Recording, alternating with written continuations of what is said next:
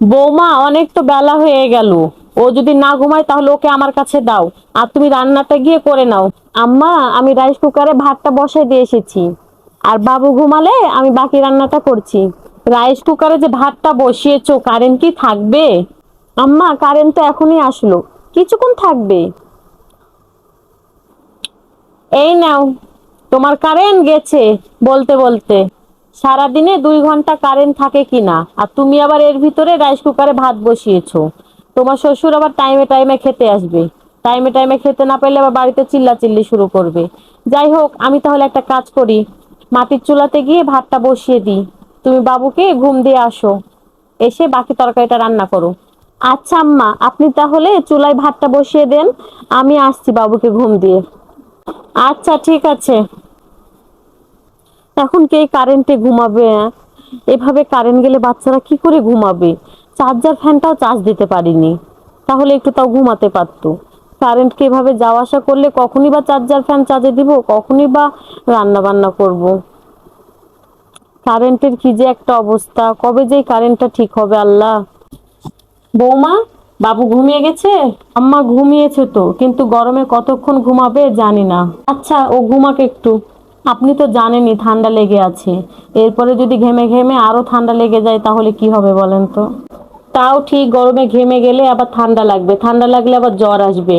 তাহলে আমি একটা কাজ করি, আমি বাবুকে গিয়ে বাতাস করি, আর তুমি মাটির চুলাতে গিয়ে রান্নাটা করে নাও। আমি চুলাতে ভাত বসিয়ে এসেছি।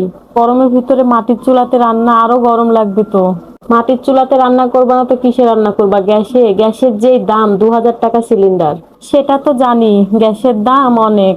তুমি তাহলে মাটির চুলাতে রান্না করো, আর আমি হচ্ছে বাবুকে গিয়ে বাতাস করি। আচ্ছা, ঠিক আছে আম্মা, আমি মাটির চুলাতেই রান্না করছি। চার্জার ফ্যানটা একটু চার্জে দিয়ে দিই। ও, মা তো ঘুমিয়ে গেছে। ঘুমাবে না কেন? সারা রাত ঘুমাতে পারে না। একবার আমার শ্বশুরকে বাতাস করে, একবার আমার মেয়েকে এসে বাতাস করে। আমার শাশুড়ি না থাকলে আমার কি যে হতো। ঘুমাক তাহলে, আমি হচ্ছে ততক্ষণে ফ্যানটা চার্জ দিয়ে দিই। আবার কখন কারেন্ট চলে যাবে। আবার চলে গেল কারেন্ট। এইভাবে কারেন্ট গেলে কি হবে? হ্যাঁ, আরে বৌমা, ডাক দিবা না আমাকে? ডাক দিবা না? মা, মাত্রই কারেন্ট এসেছিল, আমি চার্জার ফ্যানটা চার্জে দিলাম, কারেন্ট চলে এসেছে তো ঘুম এসে গেছে। তুমি আমাকে তাই বলে ডাক দিবা না?